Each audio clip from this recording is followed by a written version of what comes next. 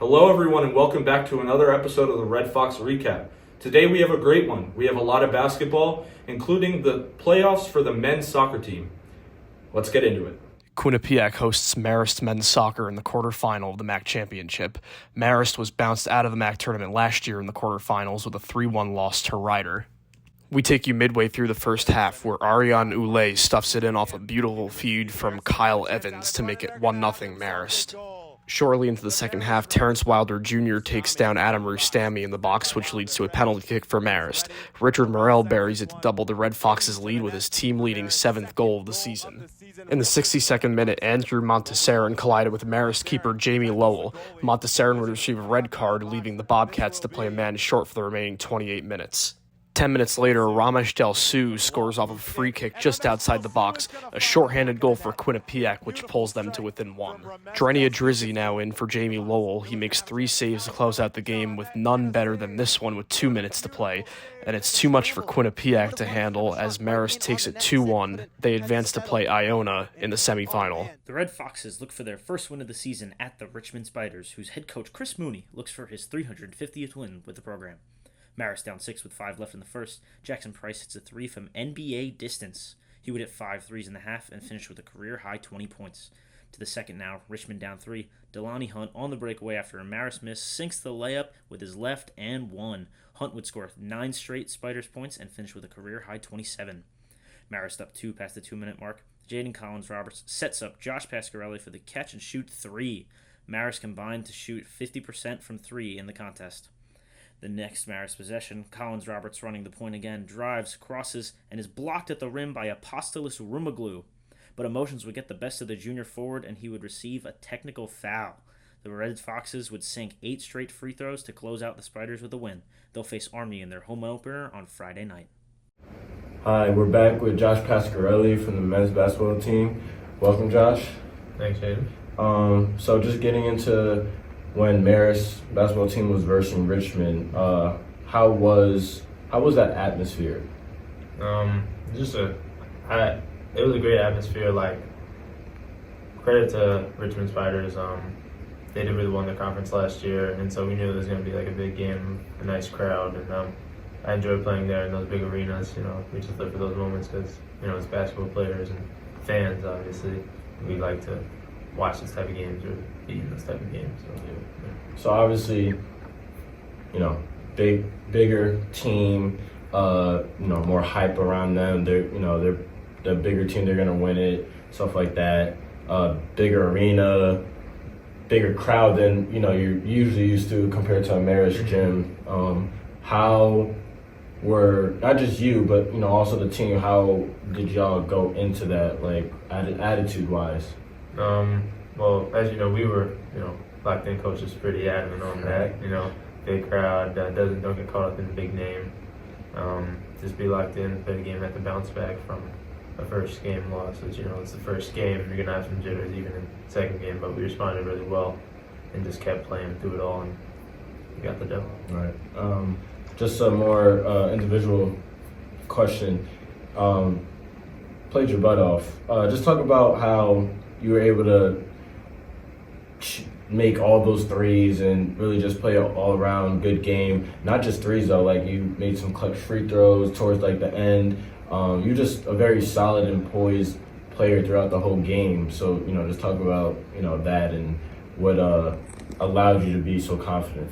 Well, started, the first, maybe 9-10 minutes of the game. I maybe shot, one shot. But it was, getting smooth into the game. Don't want to force anything too crazy. See the first one drop, then you're like, okay, let me take another one, see how that feels to drop, and just kept building that confidence. Coach instilled confidence in me too, especially with those free throws at the end. Mm-hmm. There was a technical, and he was like, "You Josh, shoot the free throws."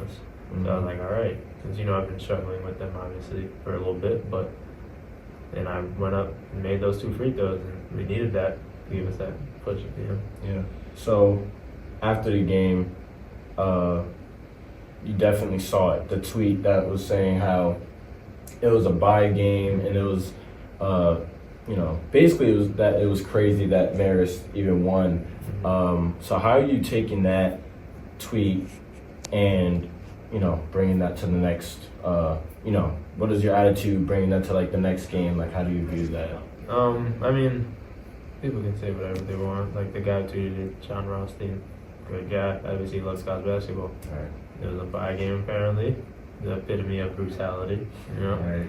But it doesn't really matter. Like we're just gonna play basketball every night. That's what we do. Like that's what we go out there and we hoop. Yeah. So it's just you gotta keep bringing that hooping mentality to the next one. Be like, I'm gonna go out there and play regardless of who you are or how it is. All right. All right. Well, that's it with Josh Pasquarelli. We'll see you next time. Hello everyone, we have a great game to recap here. The Marist Red Foxes took on the Cornell Big Red in their home opener on November 10th. Let's go ahead and take a look at some of our key players. Emily Pape for the Big Red scored 27 against Rutgers, and Morgan Lee for the Red Foxes scored 16 against Drexel in the loss. We are in the first quarter. Julia Corsentino with the steal and one gets fouled as she hits the basket. After 2 full quarters of play, Cornell leads 26-25. Corsentino with the lay to get the team down 1 at the half. Here are some halftime stats. Marist Red Foxes shooting 33.3% from the field goal percentage, as well as down 10 rebounds, 22-12. Not too much action occurred here in the third quarter. However, in the fourth, look at this ball movement and spacing by the Marist Red Foxes. Katie Cunningham with the lay. We are in the final minutes of the game. Morgan Lee sets the screen, hits the 3 for the Red Foxes. Lead 59-53. Freshman guard Daniel Williamson with the player of the game. Marist wins their home open. Welcome back, everyone, to the show. Today I have freshman guard Danielle Williamson from Marist Red Foxes basketball. Just wanted to talk to her a little bit about the game versus Cornell. Obviously, you blew up a little bit in the third quarter, kind of continued that going into the fourth. You ended up winning player of the game. What was that like? It was pretty fun. It was a pretty great experience, especially as a freshman. I had my teammates behind me having the confidence, especially my coaches, say keep shooting. So knowing that they had the confidence with them, it was just like kind of just did my thing. And obviously it was a slow start to the game. You guys, both teams had a rough start. What was it like in the third quarter when you guys kind of gained the momentum, went on a 19-8 run? What was that like? Usually we come out slow. It's not a great thing, but it does happen a lot. Third quarters tend to be our thing. Going on that run, it was just getting a stop on defense, and then our defense led to our offense and vice versa, stuff like that. So the energy when somebody starts scoring, it makes everybody else want to play better and get a bucket or something like that. So it was just great. And kind of tracing back to the player of the game thing. Obviously, it's the home opener, your first time playing in McCann. What was that like for you to have such a good game in your first game at McCann? Definitely something like hard work definitely pays off. You got to look at it that way. It was a surreal feeling to have. My family was in the stands, so that was pretty cool. Little nerve-wracking going into first home opener, stuff like that. And starting as a freshman is a big accomplishment. So again, hard work pays off. But it was just pretty cool. You just got to live for those moments. And like you said, your parents were in attendance. What's that like being from Staten Island, being somewhat close to Marist? What's it like? Do your parents come to a lot of the home games? That was a big thing.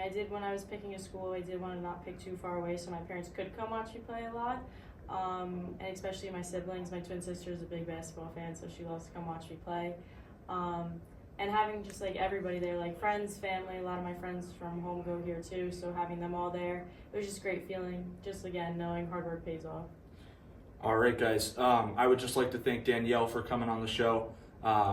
We'll get on to the next segment. Marist vs. Army, one of the closest matchups yet. Army's Jalen Rucker starts the game off with a three-pointer. Not long after, Jackson Price from Marist responds with a two-pointer. Jalen Rucker scores again with a 2, and Marist Jalen Collins Roberts responds with another 2, tying the game 76-76, bringing it into overtime.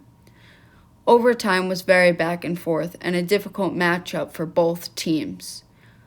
Ryan Curry scores once again, giving Army the lead 86-84, with Pasquarelli waiting no time and responding with a 3, tying the game at 86-86. Ryan Curry once again gets fouled.